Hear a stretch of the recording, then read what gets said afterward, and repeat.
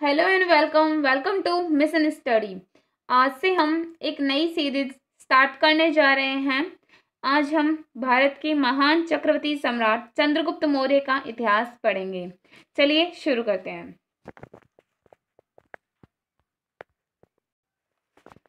भारत के महान चक्रवर्ती सम्राट चंद्रगुप्त मौर्य। सबसे पहले सम्राट चंद्रगुप्त मौर्य का पूरा नाम जानेंगे। सम्राट चंद्रगुप्त मौर्य का पूरा नाम था चक्रवर्ती सम्राट चंद्रगुप्त मौर्य। इनका पूरा नाम था जैसा कि चक्रवर्ती सम्राट चंद्रगुप्त मौर्य। यदि हम चंद्रगुप्त मौर्य के पिता के नाम की बात करें तो उनके पिता का नाम था सूर्यगुप्त स्वार्थ मौर्य। उनके पिता का नाम था सूर्यगुप्त स्वार्थ मौर्य। यदि हम सम्राट चंद्रगुप्त मौर्य की माता का नाम जाने तो उनकी माता का नाम था मूरा। मूरा जो है उनकी माता का नाम था और उनके पिता का नाम था सूर्यगुप्त स्वार्थ मौर्य। यदि हम चंद्रगुप्त मौर्य के धर्म की बात करें तो उनका धर्म था सनातन धर्म। चंद्रगुप्त मौर्य का धर्म था सनातन धर्म और अंत में उन्होंने जैन धर्म से मोक्ष प्राप्ति की थी। अंत में उन्होंने जैन धर्म अपनाया था और जैन धर्म से ही उन्हें मोक्ष प्राप्ति मिली थी। यदि हम सम्राट चंद्रगुप्त मौर्य के जन्म की बात करें तो उनका जन्म 340 ईसा पूर्व को पाटलिपुत्र बिहार में हुआ था। सम्राट चंद्रगुप्त मौर्य का जन्म 340 ईसा पूर्व पाटलिपुत्र बिहार में हुआ था। यदि हम सम्राट चंद्रगुप्त मौर्य के निधन की बात करें तो उनका निधन 297 ईसा पूर्व को श्रवणबेलगोला कर्नाटक में हुआ था। उनका निधन 297 ईसा पूर्व को हुआ था। उस समय सम्राट चंद्रगुप्त मौर्य की उम्र 47 से 48 वर्ष लगभग थी और उस अवस्था में उनका निधन हुआ था और उनका निधन श्रवणबेलगोला जो कि कर्नाटक में है वहां पर उनका निधन हुआ था।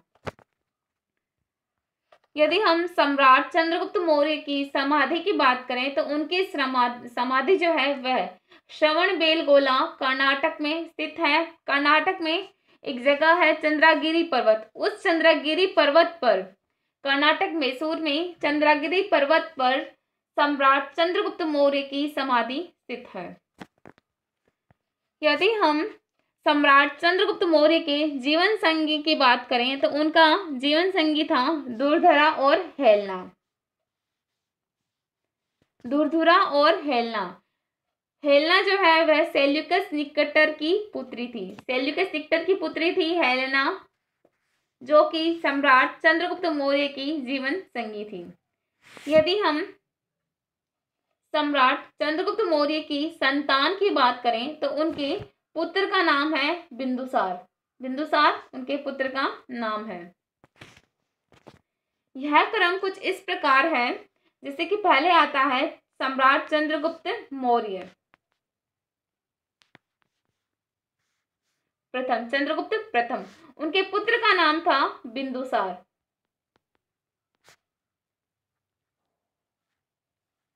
बिंदुसार के पुत्र का नाम था सम्राट अशोक। इसी तरह से मौर्य साम्राज्य का क्रम चलता गया। यदि हम चंद्रगुप्त मौर्य की उपाधि की बात करें तो उनकी उपाधि थी सम्राट की। जिसे कहा गया है सम्राट चंद्रगुप्त मौर्य, उनकी उपाधि थी सम्राट की। यदि हम सम्राट चंद्रगुप्त मौर्य के राज्य सीमा की बात करें तो उनके राज्य सीमा संपूर्ण भारत को बताया गया है। लगभग संपूर्ण भारत उनकी राज्य सीमा थी। यदि हम सम्राट चंद्रगुप्त मौर्य के शासनकाल की बात करें तो उनका शासनकाल लगभग 322 से 298 ईसा पूर्व का रहा है। यदि हम सम्राट चंद्रगुप्त मौर्य के शासन अवधि की बात करें तो उनका शासन अवधि है 24 वर्ष लगभग।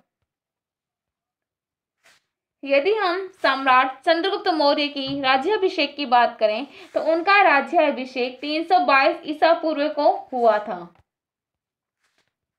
धार्मिक मान्यता, यदि हम सम्राट चंद्रगुप्त मौर्य की धार्मिक मान्यता की बात करें तो उनकी धार्मिक मान्यता थी वैदिक और जैन। वैदिक तो हो गई हिंदू, और अंत में उन्होंने जैन धर्म को अपनाकर मोक्ष प्राप्त किया था। यदि हम सम्राट चंद्रगुप्त मौर्य की प्रसिद्धि की बात करें तो उन्हें भारत का प्रथम ऐतिहासिक सम्राट कहा गया। उनकी उपाधि है, उनकी प्रसिद्धि है भारत का प्रथम ऐतिहासिक सम्राट। यदि हम सम्राट चंद्रगुप्त मौर्य की राजधानी की बात करें तो उनकी राजधानी थी पाटलिपुत्र। यदि हम सम्राट चंद्रगुप्त मौर्य के पूर्वाधिकारी की बात करें तो उन्होंने घनानंद का विनाश किया था। घनानंद का विनाश करके उन्होंने समूल विनाश किया था। उनके बाद उन्होंने मौर्य साम्राज्य की स्थापना की थी, और सम्राट चंद्रगुप्त मौर्य का वंश था मौर्य वंश।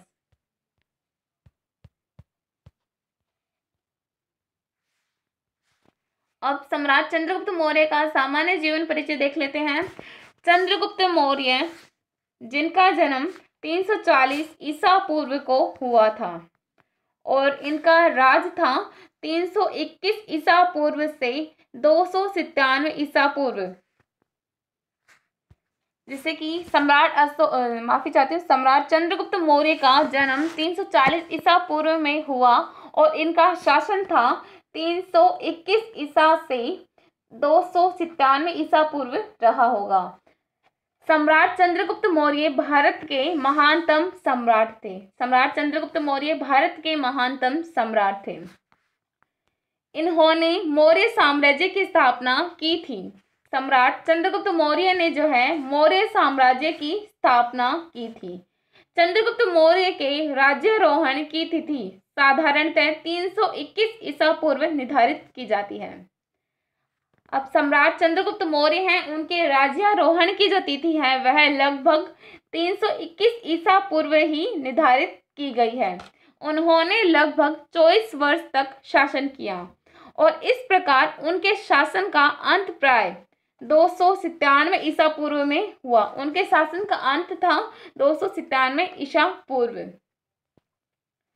विष्णु पुराण व अन्य ब्राह्मण ग्रंथों के अनुसार चंद्रगुप्त सूर्यवंशी क्षत्रिय हैं और मूरा के पुत्र हैं। अब हमें विष्णु पुराण और ब्राह्मण ग्रंथों से पता चलता है कि चंद्रगुप्त जो है वह सूर्यवंशी क्षत्रिय हैं और मूरा के पुत्र हैं। सूर्यवंशी उन जैसे कि सम्राट चंद्रगुप्त के पिता का नाम था सूर्यवंशी स्वार्थ सिद्धि गुप्त, और उनकी माता का नाम था मूरा। अब एक श्लोक दिया गया है जो इस प्रकार है। श्लोक की लाइनें भी हैं, जैसे कि एक तो 26वां श्लोक है, और एक 27वां है, और एक 28वां श्लोक है। यह 3 श्लोक यहाँ पे बताए गए हैं, एक ही लाइन में है यह श्लोक। तो 26वां श्लोक इस प्रकार है। इन तीनों का एक ही अर्थ है, ठीक है। तो पहला जो यह श्लोक इस प्रकार है, तत्सो नवचेतानंदान कौटिल्यो ब्राह्मण रस्म मुदि स्थियति। 27वां श्लोक है, इसी में है, तेषां भावे मौर्य पृथ्वी भोक्ष उन्नति। 28वां श्लोक है, कौटिल्य एवं चंद्रगुप्तम उत्पन्नम राज्य अभिषिक्यते। इसका अर्थ इस प्रकार है। इन 26, 27, 28 इन 3 श्लोकों का अर्थ इस प्रकार है। तदंतर इव नंदों को कौटिल्य नामक एवं ब्राह्मण मरवा देगा। तदंतर इसके उपरांत इन 9 नंदों को कौटिल्य नामक ब्राह्मण मरवा देगा। उसके अंत होने के बाद मौर्य नृप राजा पृथ्वी पर राज्य भागेंगे। इसके इन 9 नंदों के अंत के बाद मौर्य नृप जो है, मौर्य राजा जो है, वे पृथ्वी पर राज्य करने के लिए इधर उधर भागेंगे।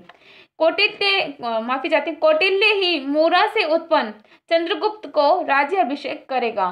कौटिल्य जो है, कौटिल्य नामक ब्राह्मण ही मूरा से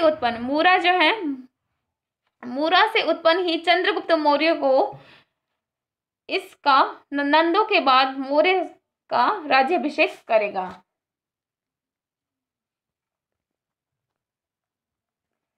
चंद्रगुप्त मौर्य प्राचीन भारत के इतिहास में एक महत्वपूर्ण राजा है। चंद्रगुप्त मौर्य जो है वे प्राचीन भारत के इतिहास के एक महत्वपूर्ण राजा हैं। चंद्रगुप्त के सिंहासन संभालने से पहले सिकंदर ने उत्तर पश्चिमी भारतीय उपमहाद्वीप पर आक्रमण किया था। जैसे कि बताया गया है कि सम्राट चंद्रगुप्त मौर्य के सिंहासन संभालने से पहले ही सिकंदर ने उत्तर पश्चिमी भारतीय उपमहाद्वीप पर आक्रमण किया था और 324 ईसा पूर्व में उनकी सेना में विद्रोह की वजह से आगे का प्रचार छोड़ दिया था, जिससे भारत ग्रीक और स्थानीय शासकों द्वारा शासित भारतीय उपमहाद्वीप वाले क्षेत्रों की विरासत सीधे तौर पर चंद्रगुप्त ने संभाली। चंद्रगुप्त ने अपने गुरु चाणक्य, जिसे कौटिल्य और विष्णुगुप्त के नाम से भी जाना जाता है, को, जो चंद्रगुप्त के प्रधानमंत्री भी थे। अब चंद्रगुप्त के गुरु थे, गुरु चाणक्य हैं, चाणक्य जिनका एक नाम कौटिल्य है और एक नाम विष्णुगुप्त है, और चाणक्य के पिता का नाम है चणक। चाणक्य के पिता का नाम है चणक, और चाणक्य का एक ग्रंथ है चाणक्य का अर्थशास्त्र। अब जैसे कि चाणक्य जो है वे चंद्रगुप्त मौर्य के प्रधानमंत्री भी थे। एक के साथ एक नया साम्राज्य बनाया। चंद्रगुप्त ने और कौटिल्य ने एक साथ नया साम्राज्य बनाया और राज्य चक्र के सिद्धांतों को लागू किया, एक बड़ी सेना का निर्माण किया और अपने साम्राज्य की सीमाओं का विस्तार करना जारी रखा। सिकंदर के आक्रमण के समय लगभग समस्त भारत धनानंद द्वारा शासित था। अब जिस समय सिकंदर का आक्रमण हुआ उस समय समस्त भारत जो है वह नंद वंश के धनानंद द्वारा शासित था। चाणक्य तथा चंद्रगुप्त ने नंद वंश को उच्छिन्न करने का निश्चय किया। अपनी उद्देश्य सिद्धि के निमित्त चाणक्य और चंद्रगुप्त ने एक विशाल विजय वाहिनी का प्रबंध किया। ब्राह्मण ग्रंथों में नंद उन्मूलन का श्रेय चाणक्य को दिया गया। अब ब्राह्मण ग्रंथों में जो नंदों का उन्मूलन करने का जो श्रेय है वह चाणक्य को दिया गया, कौटिल्य को दिया गया और विष्णुगुप्त को दिया गया। क्योंकि यह तीन नाम एक ही हैं, इसलिए नंद उन्मूलन का श्रेय चाणक्य को दिया गया। इसी के साथ आज का हमारा ये वीडियो कंप्लीट होता है। Thanks for watching and keep supporting. मिलते हैं नेक्स्ट वीडियो में।